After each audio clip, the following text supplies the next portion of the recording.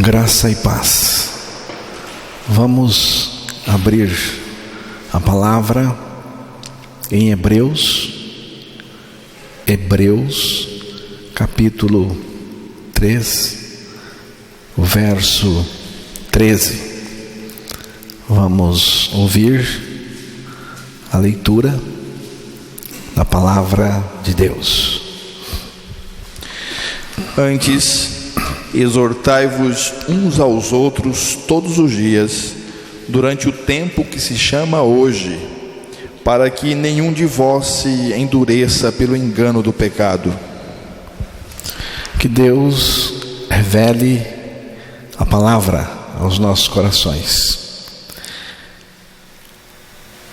Nenhum de vós se endureça pelo engano do pecado. O escritor da carta aos Hebreus, neste verso, faz uma séria advertência acerca do pecado. Você vê que ele pede para fazermos exortações, exortar o outro acerca do pecado. E ele diz aí que é todo dia, todos os dias, temos que alertar sobre o pecado, falar sobre o pecado, mostrar as suas consequências e o quanto o pecado é grave diante de Deus. É uma questão que precisamos considerar. Você pode dizer: mas eu já sou salvo, Jesus já me libertou do pecado, Jesus vive em mim, Cristo vive em mim, e ainda temos que nos exortar, exortar o outro acerca do pecado? Sim, senhores, principalmente as novas criaturas. Eu vou pedir para ler novamente o texto e você vai prestar bem atenção no que está dito aí. Antes, exortai-vos uns aos outros todos os dias, durante o tempo que se chama hoje, para que nenhum de vós se endureça pelo engano do pecado. Então, está aí a palavra de Deus. Li certa vez uma ilustração acerca do pecado. Certa manhã, um pregador pregou sobre o pecado, pregou na sua igreja sobre o pecado, sobre a natureza pecadora, a corrupção da natureza pecaminosa, o perigo que ela representa, e também ele falou sobre a necessidade que temos de ser libertos do pecado, libertos dessa natureza. Depois que terminou a pregação, um dos membros da sua comunidade lhe disse: não queremos que o Senhor fale assim abertamente, que o homem é mau por natureza, porque nossos filhos e filhas, ouvindo o que o Senhor diz acerca do pecado, mais facilmente se farão pecadores. Chame tudo isto de defeito, algo negativo, tropeço psicológico, lapso moral, se quiser, mas não fale tão rudemente da maldade do homem. O pregador foi até a prateleira dos medicamentos e trouxe de lá um frasco contendo um perigoso veneno, cujo rótulo dizia em letras grandes e destacadas: veneno, veneno. E disse: veja bem o que o Senhor quer que eu faça. O Senhor quer que eu troque o rótulo e coloque neste frasco outro menos assustador, como pastilhas de hortelã. Vê o Senhor o perigo? Quanto menos assustador for o rótulo, mais perigoso o veneno. Lamentavelmente, irmãos, o que se tem feito nos últimos anos é rotular de modo suave o pecado. Falar do pecado, quando se fala, de modo suave. Parece que nem mais suavemente querem falar do pecado e da necessidade do ser humano ser livre dele.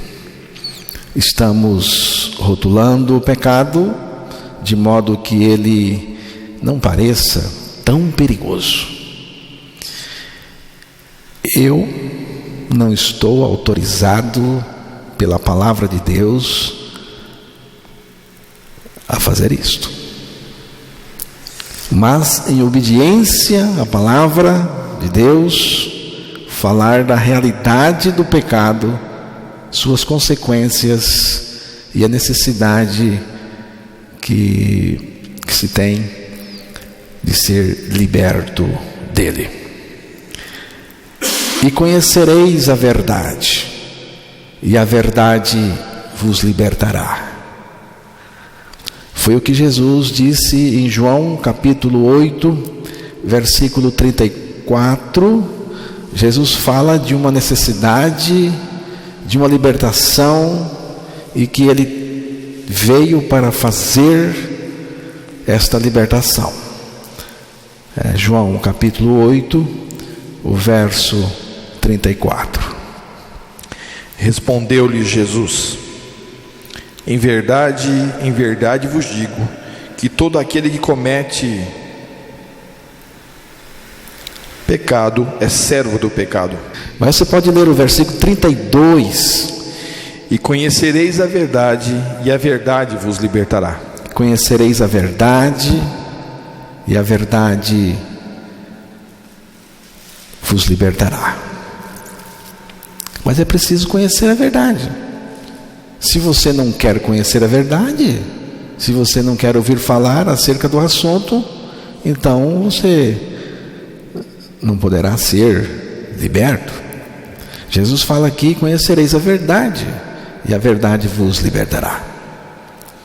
E no versículo 34, que já foi lido, Jesus respondendo também, ele diz: em verdade vos digo, que todo aquele que comete pecado é escravo do pecado. Jesus identificou para nós a escravatura. Ele fala que precisamos ser libertos, mas de quê? De quê?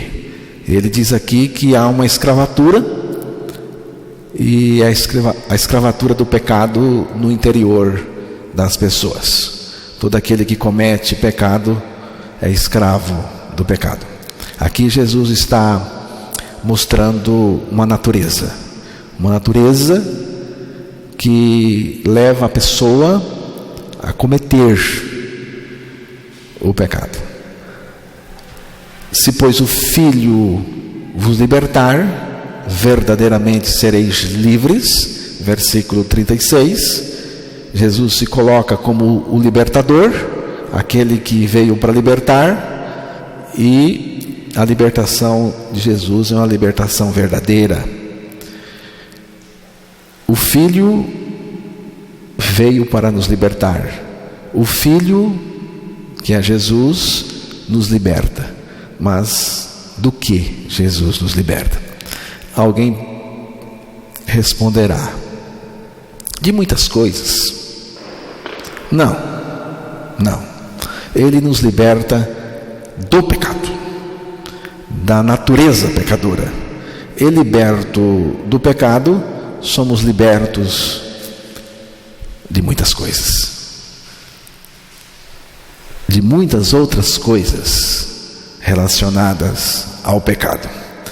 O frasco do pecador está cheio de um conteúdo mau, muito mau. Mateus capítulo 23, versículo 27. Ai de vós, escribas e fariseus, hipócritas, pois que sois semelhantes aos sepulcros caiados, que por fora realmente parecem formosos, mas interiormente estão cheios de ossos de mortos e de toda a imundícia. Verso 28 também.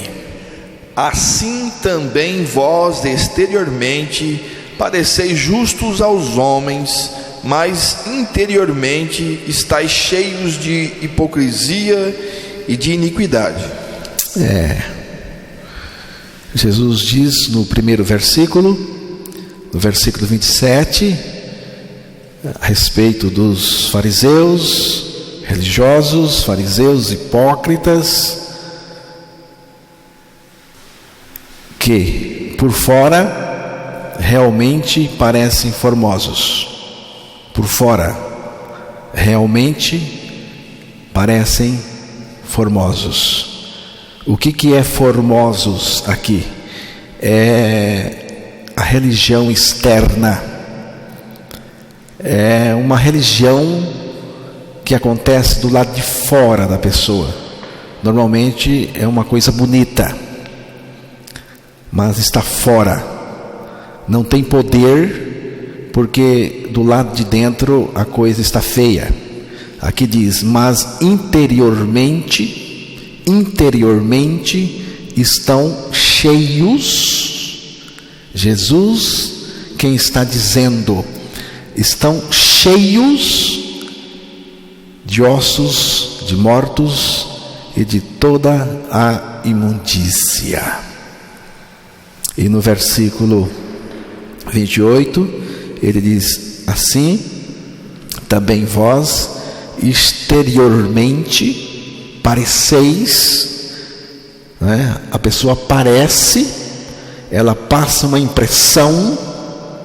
Vós exteriormente pareceis justos, pareceis justos aos homens.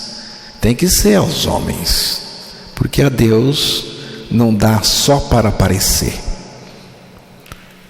Para Deus, diante de Deus, tem que ser, de fato, justos aos homens, mas interiormente estáis cheios.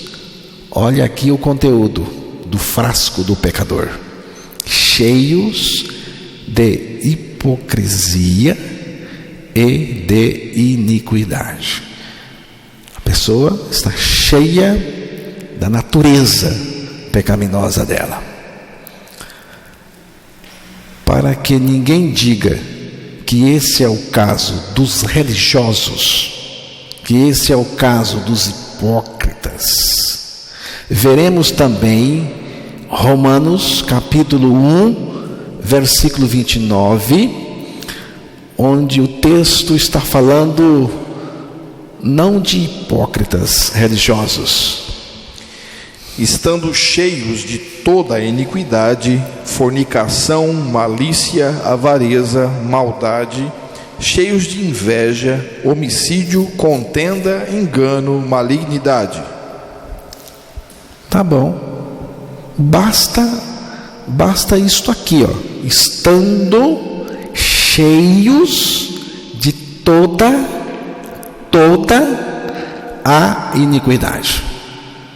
É o conteúdo do pecador. O ser humano é portador de um conteúdo mau. Você está vendo, você está ouvindo a palavra, você está percebendo. O ser humano é portador de um conteúdo mau. E esta é a razão porque o ser humano precisa nascer de novo. O diabo procura rotular de modo suave o pecado e a natureza corrupta do ser humano. Mas a palavra de Deus, irmãos, não cai nessa. E dá ao homem caído no pecado o rótulo certo. Qual? Mau, pecador, perverso, ímpio, corrupto. É o caso de todo mundo que nasce neste mundo. Vejam o que Deus escreveu no frasco do pecador, para que ninguém diga que sou eu que estou dizendo essas coisas. Vamos ouvir Deus mesmo dizendo o que Deus escreveu no frasco do pecador. Vamos começar com Gênesis capítulo 6, versículo 5. Vejam os irmãos o que Deus escreveu no frasco do pecador. E viu o Senhor que a maldade do homem se multiplicara sobre a terra, e que toda a imaginação dos pensamentos do seu coração era só má continuamente. E viu o Senhor viu, então assunto encerrado, porque o Senhor está dizendo que ele viu, e o Senhor não mente. Aqui é Deus dizendo que viu. Ele viu o quê? Ele viu que a maldade do homem era muito grande sobre a terra. Ele viu que toda a imaginação dos pensamentos de seu coração era só má continuamente. Gênesis 8, versículo 21, o Senhor continua escrevendo. E o Senhor sentiu o suave cheiro, e o Senhor disse em seu coração: não tornarei mais a amaldiçoar a terra por causa do homem, porque a imaginação do coração do homem é má desde a sua meninice, nem tornarei mais a ferir todo o vivente como fiz. O coração do homem, como é o coração do homem? Diz aí que o coração do homem é mau desde a sua meninice, desde criança, desde o ventre. Não é? Salmo 58, versículo 3 e 4. Alienam-se os ímpios desde a madre, andam errados desde que nasceram, falando mentiras. O seu veneno é semelhante ao veneno da serpente, são como a víbora surda que tapa os ouvidos. Este texto é uma pancada. É uma pancada em todo mundo, em mim, qualquer um. Aí diz que o seu veneno é semelhante ao veneno da serpente. São como a víbora surda que tapa os ouvidos. Veneno. E o veneno começa na boca, porque o veneno da serpente está na boca. A boca da serpente é perigosa. E a boca do pecador não é também. É mais ainda. Porque você viu no versículo anterior que o ímpio nasce e já nasce mentindo. Mentindo. Da boca do pecador sai mentira, e mentira é o pior de todos os venenos. Alguém que mente, destrói vidas, pessoas, relacionamentos, mentindo, espalhando mentira, veneno, baba de cascavel, né? Então, Jeremias 17, versículo 9, o Senhor continua mostrando o conteúdo interior do ser humano. Enganoso é o coração, mais do que todas as coisas, e perverso, quem o conhecerá? Enganoso é o coração, mais do que todas as coisas. Pense em uma coisa enganosa, que você acha que o engano chegou ali e parou. Pensa assim: aqui está uma coisa enganosa. O coração do ser humano é mais, porque aqui diz que enganoso é o coração mais do que todas as coisas, e desesperadamente corrupto. Quem o conhecerá? E Jesus ainda diz em Marcos capítulo 7, versículo 21 a 23, versículo 21 ao 23. Porque do interior do coração dos homens saem os maus pensamentos, os adultérios, as fornicações, os homicídios, os furtos, a avareza, as maldades, o engano, a dissolução, a inveja, a blasfêmia, a soberba, a loucura. Todos esses males procedem de dentro e contaminam o homem. Você viu? É Jesus que falou. Você concorda com Jesus? Você acha que Jesus estava exagerando, estava mentindo, que Jesus não sabia o que estava falando? Ele diz aqui: porque do interior do coração dos homens saem os maus pensamentos. Os maus pensamentos brotam do interior do coração dos homens. Os adultérios vêm do coração, não vem da circunstância, vem do coração. As fornicações, os homicídios, os furtos, a avareza, as maldades, o engano, e segue até a loucura. Jesus falou, a loucura.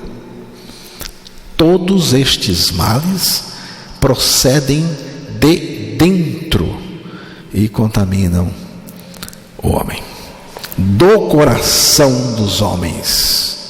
É uma expressão universal que abrange a todos, até as crianças. O mais lindo bebê do mundo é um pecadorzinho,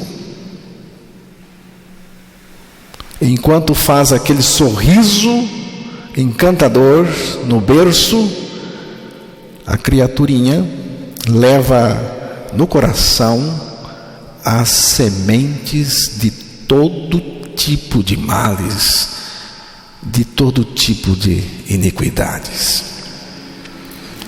Basta que observemos com cuidado, conforme cresce a criança, nós descobriremos uma incessante tendência para o que é mal e uma grande indecisão quanto ao que é bom. Irmãos, ninguém precisa ensinar uma criança a mentir. Você ensinou seu filho a mentir? dissimular, disfarçar as coisas. Ninguém precisa ensinar uma criança o egoísmo. Nasce com ela. A tendência da criança é uma tendência destruidora. É destruir. Se você entregar um papel para a criancinha, é isso que ela vai fazer. Pode observar. Ela vai fazer isso aqui no papel. Se for algo importante, não deixe nem pegar. É isso que ela vai fazer. Porque a tendência da criança é uma tendência caótica e destruidora.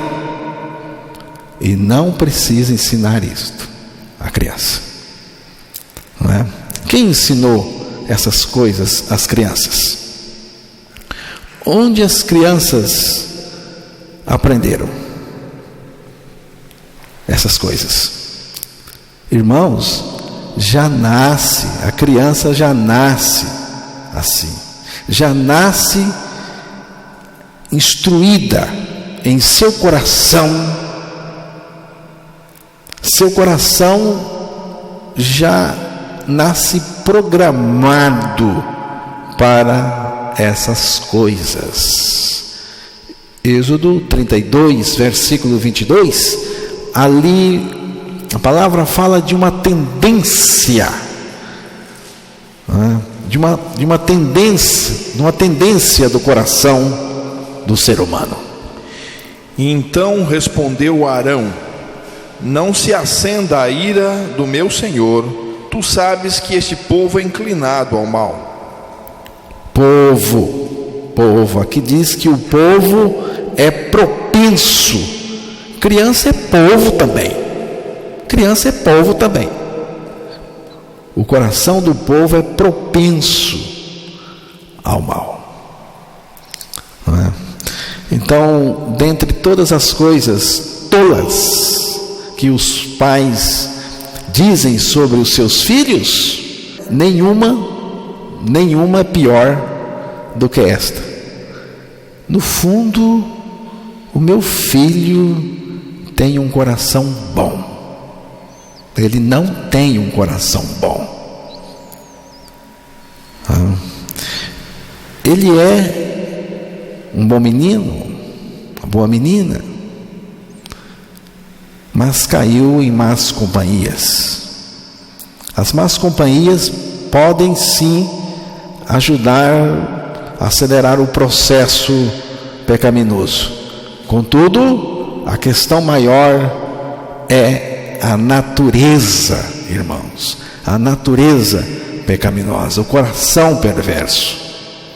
Se você que é pai ou vai ser, se você não percebe este coração perigoso, esta natureza perigosa, você vai se contentar com soluções falsas para os seus filhos. Não é? Então, a criança está perdida? Não estou dizendo nada disso. No caso da criança, da criancinha, se ela morrer naquele período de irresponsabilidade moral, irresponsabilidade mental, que ela não tem condições para crer na palavra de Deus, então ela está salva. Ela está salva com base no sacrifício de Jesus. O sacrifício de Jesus garante a salvação dessa criança. Se ela não tem a condição de exercer fé na palavra de Deus. A partir do momento que ela tem a condição de exercer fé na palavra de Deus, ela precisa crer. Ela precisa crer também. A palavra de Deus revela a terrível verdade de que abaixo da bonita fachada de uma cultura, de uma boa cultura, de uma educação, seja escolar ou religiosa, por trás está uma natureza perversa, corrupta. E o ser humano precisa nascer de novo. O único meio de se libertar disso é nascendo de novo. Por isso, pais, vocês precisam mostrar a palavra aos seus filhos, pregar a palavra para eles, desde cedo. O coração humano é enganoso mais do que todas as coisas e desesperadamente corrupto, capaz de executar o mal muito além da nossa compreensão, muito além.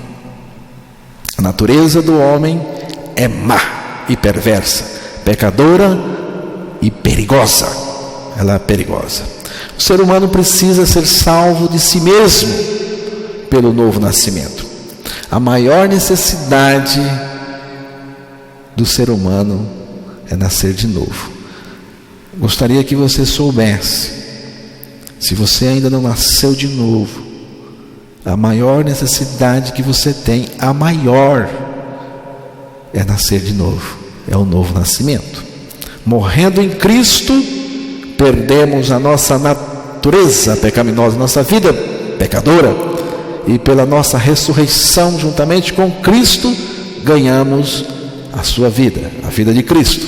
Agora Cristo está em nós, vivendo a sua vida, que eu gosto sempre de enfatizar, justa e santa.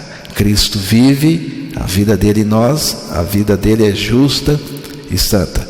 Isto é nascer de novo. O novo nascimento é Deus removendo a nossa natureza má e pecadora e dando-nos da sua natureza, extraindo a nossa vida pecadora, dando-nos da sua vida. É Deus tirando a nossa vida ímpia e dando-nos a sua vida justa e santa. Cristo nos levou a morrer com Ele na cruz, para extrair de nós a nossa maldade instalada em nós pelo pecado. Ele fez isto crucificando e destruindo a nossa velha natureza, porque sabemos que a nossa velha natureza pecadora já foi morta com Cristo na cruz, para que fosse destruída e assim não fôssemos mais escravos do pecado. Romanos capítulo 6, versículo 6, naquela versão na linguagem de hoje. Na morte com Cristo, Ele tirou a nossa maldade, a nossa perversão, a nossa natureza má. E na sua ressurreição, na nossa ressurreição, juntamente com Ele, Ele nos deu a sua vida ressurreta, sua vida essencialmente boa, justa e santa. Cristo em nós vivendo a sua vida. Cristo em nós vivendo a sua vida é o caminho que Deus traçou para cada um de nós. Agora, o Espírito Santo, ele também entra nesta obra de libertação de Deus. Acerca do Espírito, Jesus disse, lá em João 16, versículo 8 e 9, vamos ver lá o que Jesus disse acerca do Espírito Santo, que é Deus também. E quando ele vier, convencerá o mundo do pecado e da justiça e do juízo. Do pecado, porque não creem em mim. Quando ele vier, ele quem? O Espírito. Ele vai fazer aí algumas coisas neste texto. Porém, eu vou comentar apenas a obra do Espírito em nos convencer do pecado. Porque se o Espírito Santo não nos convencer do pecado, nós não vamos conseguir sair dele, de maneira nenhuma. Aí diz, quando ele vier, eu já quero dizer logo que o Espírito Santo já veio. Ele já veio. Depois que Jesus ressuscitou, ascendeu ao céu e foi exaltado à direita de Deus, o Espírito Santo então foi enviado, conforme prometido pelo Pai. Atos 2, verso 33. De sorte que, exaltado pela destra de Deus, e tendo recebido do Pai a promessa do Espírito Santo, derramou isto que vós agora vedes e ouvis. Então, a prova que Jesus foi exaltado à direita do Pai é que o Espírito foi derramado. O Espírito veio, ele foi enviado. Ele já veio então. O Espírito Santo já veio. Além de habitar na igreja de Deus, e em cada regenerado, porque o Espírito Santo habita na igreja e habita em cada um dos regenerados. Segundo Jesus, ele também convence o mundo do seu pecado. Ele não habita no mundo, porque o mundo não pode receber o Espírito. Ele habita na igreja, a igreja verdadeira, pessoas regeneradas. A igreja é o ninho do Espírito Santo. Aí ele habita. Habita também cada um de nós individualmente. Com o mundo, a obra dele é outra. Com o mundo, a obra do Espírito é convencer do pecado. Convencer do pecado. Ele convence do pecado. Quando então ele vier, convencerá o mundo do seu pecado. Do seu pecado. Vejam os irmãos, o Espírito Santo não convence o mundo dos seus pecados, mas do seu pecado, está dizendo aqui, é singular. O ato que revela o horror do pecado é a crucificação de Jesus Cristo. Viu, irmãos? O ato que revela o horror do pecado é a crucificação de Jesus Cristo. No Calvário, na cruz do Calvário, descobre-se a profundeza do pecado no coração do homem, e também o quanto ele é hediondo. O Espírito Santo atua no sentido de levar o pecador a crer no Cristo crucificado como solução para o seu pecado. O convencimento do Espírito está relacionado com o não crer em mim. O não crer em mim. Ele vai convencer o mundo, vai convencer a humanidade do pecado, porque não crê em mim. Isto é, em Jesus. Crer em mim significa crer em Jesus. Não crer em mim é não crer em Jesus. O esforço do Espírito é para que o pecador creia em Jesus. Em Jesus. O que significa crer em Jesus? Crer em Jesus significa crer para dentro de Jesus. É crer que está nele e com ele morreu para o pecado. A atuação do Espírito junto ao pecador é para levá-lo a crer a sua crucificação com Jesus.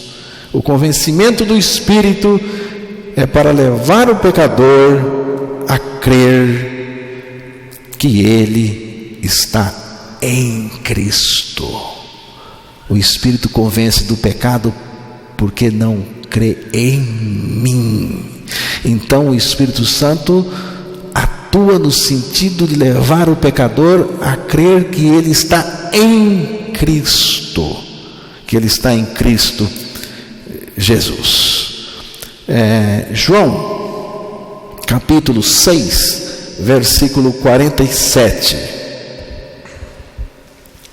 Na verdade vos digo, que aquele que crê em mim tem a vida eterna. Enquanto o pecador não crê que está em Cristo e com Cristo morreu para o pecado, ainda não está convencido do seu pecado pelo Espírito Santo. Jesus diz aqui: na verdade vos digo, que aquele que crê em mim, não é crer em uma religião, em um sistema, em uma doutrina. Ele diz aqui: na verdade vos digo, que aquele que crê em mim tem a vida eterna. Ele está dizendo o seguinte: aquele que crê para dentro de mim tem a vida eterna. Você precisa crer para dentro de Cristo. Como assim? É que Jesus atraiu você. Ele colocou você no corpo dele, dentro dele, na cruz do Calvário, né? E morreu com você, para que você pudesse ser liberto do pecado. Então é preciso crer para dentro de Cristo. É preciso crer que você está atraído em Cristo, que você está em Cristo, colocado em Cristo. E se você crer que está em Cristo na cruz, você morre com Cristo. Morrendo com Cristo, você encontra a vida dele operando em você, que é o que Jesus está dizendo aqui. Na verdade vos digo, que aquele que crê em mim, se você crê em mim, você morre comigo, então você tem a vida eterna. Você tem a vida eterna. Aquele que crê para dentro de mim encontrará a vida eterna. É o que Jesus está dizendo. E é acerca disso que o Espírito veio nos convencer. Assim também vós considerai-vos certamente mortos para o pecado, mas vivo para Deus em Cristo Jesus, nosso Senhor. Romanos 6, o verso 11. Que sejamos convencidos pelo Espírito Santo da nossa morte em Jesus para o pecado, e também da nossa ressurreição juntamente com Cristo, e que Cristo agora é a nossa vida. Se você ainda não está convencido da sua morte e ressurreição em Cristo pela obra do Espírito Santo, então continuará na sua incredulidade e perecerá no seu pecado. No seu pecado. João 20, 27. Vamos terminar a meditação com a leitura de João 20, 27. Depois disse a Tomé: põe aqui o teu dedo e vê as minhas mãos, e chega a tua mão e põe-na no meu lado, e não sejas incrédulo, mas crente. Não sejas um incrédulo, mas crente. Não sejas um incrédulo, mas crente. Crente em Jesus. Crente em Jesus.